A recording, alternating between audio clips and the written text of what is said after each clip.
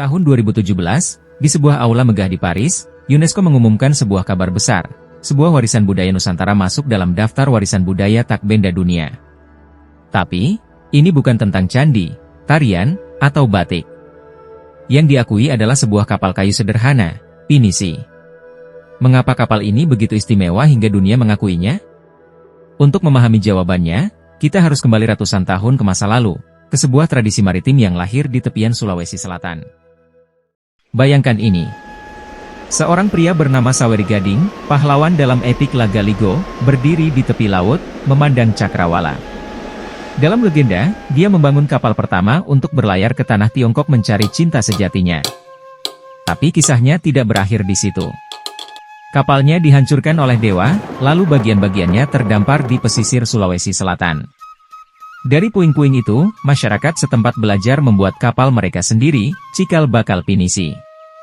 Namun, cerita ini bukan hanya mitos. Para ahli menemukan bahwa tradisi pembuatan kapal di Sulawesi Selatan sudah berlangsung selama ribuan tahun, bahkan sebelum era kerajaan Majapahit.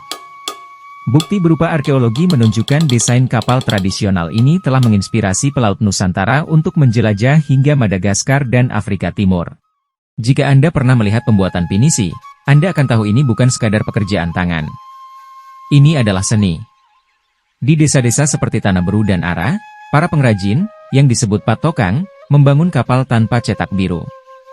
Segala sesuatu dilakukan berdasarkan ingatan dan pengalaman yang diwariskan turun-temurun. Prosesnya dimulai dengan memilih kayu ulin atau kayu besi yang dianggap suci. Kayu ini direndam di laut selama berbulan-bulan untuk memastikan kekuatannya. Lalu, potongan-potongan kayu disatukan dengan pasak, tanpa menggunakan paku besi sama sekali. Bagaimana kapal ini bisa begitu kokoh tanpa paku? Banyak ahli maritim modern bertanya-tanya. Jawabannya terletak pada sistem pasak kayu yang fleksibel, yang memungkinkan kapal menyesuaikan diri dengan tekanan ombak, sehingga lebih tahan lama dibandingkan kapal modern. Pinisi bukan hanya kapal. Ia adalah jembatan antara budaya, simbol perdagangan, dan bukti keunggulan maritim Nusantara. Pada abad ke-15, kapal ini menjadi tulang punggung perdagangan rempah-rempah. Pelaut Bugis Makassar menggunakan pinisi untuk membawa cengkeh, pala, dan kayu manis dari Maluku ke seluruh penjuru dunia. Tapi tahukah Anda, bahwa pelaut Bugis juga memiliki peran dalam pelayaran global? Mereka tidak hanya berdagang di Nusantara. Bukti menunjukkan bahwa mereka telah berlayar sejauh Australia, bahkan sebelum bangsa Eropa tiba. Bukti ini ditemukan di Arnhem Land, Australia, di mana masyarakat aborigin memiliki hubungan budaya dengan pelaut Bugis. Pembuatan pinisi tidak hanya soal kayu dan teknik. Ini adalah upacara spiritual. Sebelum mulai, seorang tetua adat akan memimpin ritual untuk meminta izin dari roh laut. Tempat pemasangan lunas, bagian terpenting kapal, ditentukan oleh pertanda alam, seperti posisi matahari atau bintang. Banyak yang percaya bahwa tanpa ritual ini, pinisi tidak akan pernah berhasil berlayar. Bahkan, ada cerita tentang sebuah kapal yang tidak diberkati dengan baik dan tenggelam di pelabuhan sebelum sempat digunakan. Hingga kini, tradisi ini masih hidup di Tanah Beru. Di zaman modern, pinisi tidak lagi menjadi kapal perdagangan utama. Tapi itu tidak berarti perannya hilang. Saat ini, pinisi banyak digunakan untuk pariwisata dan misi budaya. Kapal ini telah berlayar ke berbagai negara membawa pesan damai dan memperkenalkan budaya Indonesia.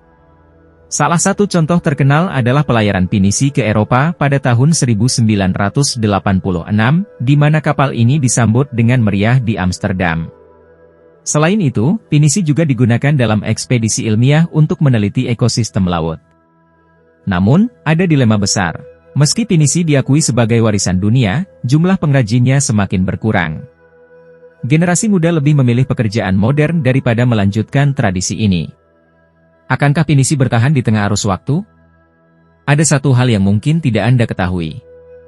Meski pinisi terkenal sebagai kapal tradisional Bugis Makassar, desainnya telah memengaruhi kapal-kapal lain di Nusantara.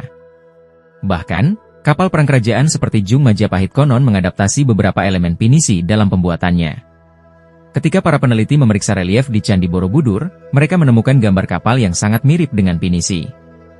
Apakah ini berarti teknologi pembuatan pinisi telah ada jauh sebelum era Bugis? Atau apakah ini kebetulan? Jawabannya masih menjadi misteri. Pinisi bukan hanya tentang kapal. Ia adalah cerminan dari semangat manusia, keberanian menghadapi lautan, kecerdasan menciptakan teknologi, dan kesetiaan pada tradisi. Tapi di atas segalanya, pinisi adalah simbol pengingat bahwa Nusantara pernah menjadi pusat maritim dunia. Jadi, ketika Anda melihat sebuah pinisi berlayar di Cakrawala, ingatlah, kapal itu membawa cerita ribuan tahun, cerita tentang kita, bangsa yang lahir dari lautan. Dan pertanyaannya, apakah kita akan terus menjaga cerita ini, atau membiarkannya terkubur oleh waktu?